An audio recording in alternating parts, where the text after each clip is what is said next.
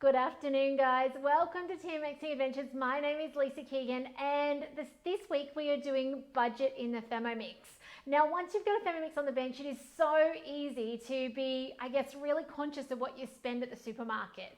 Not only do you have cookiedoo.com.au that has Woolworths online integration, which for us, it stops the temptation of picking up all the lost and lonely markdowns, but it also means you can plan it out and be as frugal as you need to be. So this week is going to be all about cooking to a budget. So today we're going to start with a classic shepherd's pie. Now, I'm going to do a few substitutions. I've also made some stuff in advance because we've only got so long on together. So do say hi if you're watching on today, and I'll show you my tips along the way. So it is in the planner. It is from, I feel like it's from the UK, this version. Then we're going to click on that and open it up to start. There is an Australian version as well. It has peas in it. My kids don't eat peas, okay? So I haven't done the pea version this afternoon. I picked the one that doesn't have the frozen peas. Hey Tracy, lovely to have you on this afternoon. It's actually great to be back. It's been a couple of weeks of being kind of all over the place between the city and home. So it's nice to be back and inspiring you guys and hopefully helping you get more out of your Thermomix. So let's get started on this recipe. So as I said, cookie dough. If you can't find it though, it probably means your filters are not quite set right. And I'm happy to help you. So do reach out and I'll help you find what you need on your filters. Now the first thing it says is garlic clove. We're using garlic paste at the moment. We've got some garlic coming up in the garden. I'm so excited for when that is just about ready. We've actually got to wait. It's got the green stalks, but you've got to wait till it flowers and the flowers die. So we have Russian garlic here, which is quite interesting to actually grow. It doesn't grow like standard garlic where you actually plant the cloves. This throws out little hazelnut looking things around the actual head of garlic, and you replant those and they come up. We thought we'd lost them all. However, they have appeared again. We have growth, so it means that we've got more coming, which is awesome. So garlic for the moment, there we go. On with the lid, you normally chop that down. We don't need to because I've got the paste. Scrape down the sides. Now, next thing is 20 grams of olive oil or whatever oil you'd like. Hello, Denise, lovely to have you on this afternoon. I hope you guys have had a lovely long weekend. We've been getting lots of stuff done, which has been fun. The kids have been harvesting lots of stuff. We've got a ton of sweet potato out of the garden. We've had some carrots and beetroots and cucumbers. It's been lots of fun. Some onions, okay, 180 grams of onions. It's the only thing we've actually not had success with yet is growing our own onions. They keep dying before we even get a chance to have them kind of shoot. 230, that's what size it is. Just go with whatever size your onion is. Okay, celery stalks. Now, I actually freeze my celery. So you'll see this is really floppy. When I don't use it all, so I'll buy typically a celery head when I need to make veggie stock. And I'll chop up the leaves. It says stems, but just use the leaves. And then it leaves you with the rest of it. So I chop it into strips and I freeze it.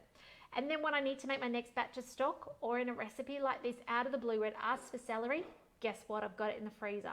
Now the kids have taken the stalk as well. They've put it in the garden. Let's see if it grows. In theory, it should regrow up the center, but we've not done celery before. We'll see. So that's our next ingredient is 100 grams of celery, and mine's been out defrosting. I would normally chuck it in frozen. It just happens to be that I was prepared early this afternoon and kind of weighed everything out and put it aside. So there we go. Now the next thing is to chop that down, which is quite interesting. Hope I got the next step right. The next step's carrot. So I'm just going to jump ahead, scrape down the sides, insert the measuring cup. We'd normally cook that off. Have I missed the carrot? Maybe I missed the carrot. Or maybe I'm making it up. Goodness knows. I'm going to chuck carrot in, okay, guys? Why can't I see carrot? Okay, it says, somewhere in here, it says 150 grams of carrot. I want my carrot chopped in, okay? So I'm going to chuck my carrot in.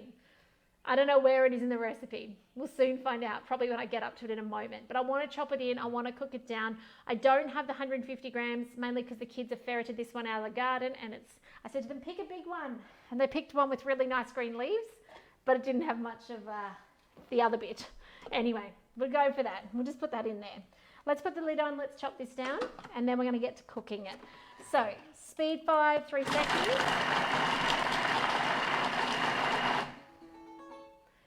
Good afternoon, everybody who's on this afternoon. Lovely to have you on. Hey Marie, how are you? Happy Easter to you too. Scrape down the sides, insert the measuring cup. You guys know that I don't scrape down sides very often. What I do like about this texture though is it actually has quite a nice dice. It hasn't pulverized it down to nothingness, which, you know, sometimes in our Thermomix world, especially if we get excited, it can go too far. So I like the fact that that actually has texture to it. So we're going to cook that for 4 minutes. 120 degrees, speed 1. Now, if you are cooking along to this later at home, because I know some of you guys use this to cook along later, this is your time to prep your potatoes. So this has 800 grams of potatoes, 200 grams of leek. Guess what? I'm not going to use leek. This is about being budget friendly. Leek doesn't sound cheap to me unless I've grown it, and we haven't grown leek yet. So I'm leaving the leek out. I have just done 800 grams of potatoes, and I've pre-cooked them. A couple of tips with potato. Now, if you've not mastered potato mash in your Thermomix, couple of things. First of all, you need to peel your potatoes. Secondly, your potatoes have to be cooked through. If there is a little bit of uncookedness in the middle, that starch turns to glue. And all I can kind of relate it to is clag glue. And you do not want clag glue potato mash. So, and then you've got to kind of have, and I'm going to say the right potatoes. Most potatoes are the right potatoes. There is a couple that are the wrong potatoes, and I can't remember which ones they are because they're the ones that on the packet say that they're not designed for mashing. So that's all I kind of go by.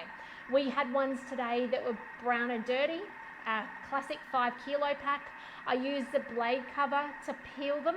So they were massive. So I cut them in quarters, used the blade cover. You peel them in 4 minutes. I then emptied that out. The 800 grams went into the simmering basket and they steamed for half an hour. So I knew that they were well cooked through. So that's what we're going to do with those potatoes. And then one more tip for the potatoes in this recipe. Make sure you have them fine enough when you go, or if you go and add the butterfly. If you don't have them cooked through, now it says to use the butterfly from the beginning. To me, that's big warning bells that your butterfly will bounce off. So we don't want that to happen. So do put your butterfly in. Do not put your butterfly in. Leave your butterfly out of the equation in this recipe altogether. Okay, so it's going to whip on speed 4 for a couple of 30 seconds, 20 seconds. Then it's going to get you to do it again. Do it with no butterfly is my big tip, because I reckon the butterfly will bounce off. I've always said, those of you who've had demos and stuff with me in the past would know that I say the butterfly is for smooth food. It is aerating smooth food. Chunks of potato cooked, not smooth enough. It's a recipe for disaster, okay? I can't change cookie dough, but I can give you guys some tips, all right? Let me just show you what the mashed potato turns out like when you whip it up, okay? It's absolutely amazing in there. And it's smooth, it's silky, it does have salt, pepper, and a little bit of butter in there. And it's supposed to have milk. I skipped the milk out, okay? You could use an alternative milk if you'd like. I've just left it out. That's ready to go on top later. Now, this shepherd's pie does not have cheese on top. However, you could put your parmesan on top if you'd like. All right, so we are getting close to nearly being done. 50 seconds. I'm going to stop this early just for the time, okay? I don't want to have you guys here all day with me. So next we've got some lamb mince. Now I'm not using lamb mince, I'm using beef mince. Couple of tips with mince, because I know some of you guys are going, oh my gosh, Lisa, I've tried mince in my Thermomix and it doesn't work. It goes too pasty. Now, the reason it does that is mince has no texture left. It has no structure left to it. A bit like using chicken breast in your Thermomix. It starts to pull and shred. And when you've got mince, it's got nothing to even pull and shred. It's just going to disintegrate. So you really do need to keep an eye on the mince texture and stop it before it starts getting into a kind of a slush in the bottom. So I am using beef though, because that's all I can get. So just work with what you've got. And it's 50 grams broken into pieces. Now, when they say broken into pieces, it doesn't mean into tiny little bits. It means literally into chunks. About golf ball size, drop it around the blades. If you go too small, again, it's a recipe for ending up with the kind of the wrong texture in there, which we don't want. So that's going to go around in there. Big chunks are better. I know it kind of sounds weird because normally we'd break up our mince, wouldn't we? But no, we put it in big chunks, big kind of golf ball to tennis ball size. It has to fit down the blade shaft, but not not too much. Now, excuse me for one moment while I wash my hands.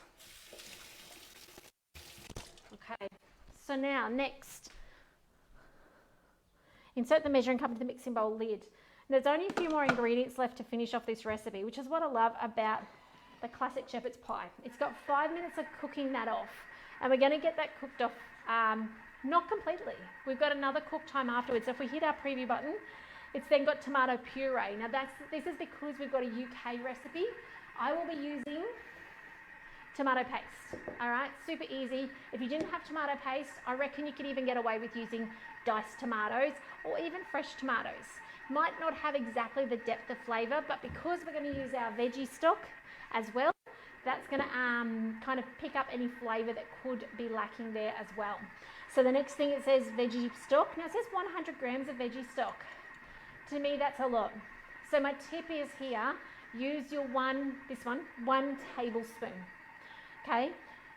Not sure what their veggie stock in the UK is like, but the thing is with guided recipes, I guess use your common sense as well and go, oh, that sounds like a lot of saltiness in this recipe. Okay, so pick and choose, but that would be a little bit of advice. Worcestershire sauce. Hello, Kalinda, lovely to have you on this afternoon. And then some salt, skip the salt. You've got your veggie stock, add that later when it's all cooked through and you can decide if you think it needs more salt. And then pepper. Bay leaf, I don't have one, I'm going to skip it. And then some thyme, I do have a little bit of thyme. And then what happens is it cooks for 15 minutes. Now this is the time I want you to keep checking on it. If you are going to be distracted like me, I'm going to put 5 minutes on. And I'm going to cook it for 5 and I'm going to let it dingle at me and I'm going to come back. And then I'm going to hit the back arrow and I'm going to do it another 5. Because I don't think it's going to take 15 minutes. I think 15 minutes will make it far too pasty for what my family enjoy. So my little tip with mince is monitor it. Every 5 minutes, stop and check it. Or I'll put the timer on 5 so you don't forget, because otherwise I'd be back in 15 and completely have forgotten about it. And then pretty much from there on in, it says to transfer to your tray or your dish. You're then going to do the potato step where you steam the potatoes, whip them up, top it, and then it's going in the oven for 18 to 20 minutes at 180 degrees to finish. If you like cheese on top, you can certainly put your cheese on top as well. But that is a shepherd's pie in the Thermomix. So I'd love to know in the comments, have you made one before? Maybe you've got your favourite classic one that you've translated to Thermomix. Maybe you've not done it, or you've done it before and you've only done it once and it went really quite wrong because of the texture. Let me know, because you wouldn't be the first. I can guarantee you will not be alone in that. But yeah, if you've got a shepherd's pie or cottage pie recipe you enjoy, I would love to know about it. Please put it in the chat. And if you've never tried it, I'd love to see you give it a go. And when you do, take a photo and send it to me. I'd love to see what you've made in your Thermomix. But otherwise, guys, that's it from me today. Let me know if there's anything I can do to support you with your Thermomix. I will take a photo of the final product, so keep an eye out later tonight for that to come up as well. But otherwise, if you need anything, reach out. You know how to find me, and take care. And I look forward to seeing you tomorrow afternoon for some more budget recipes in your Thermomix. And yeah, enjoy your Thermomixing till then. Bye for now, guys.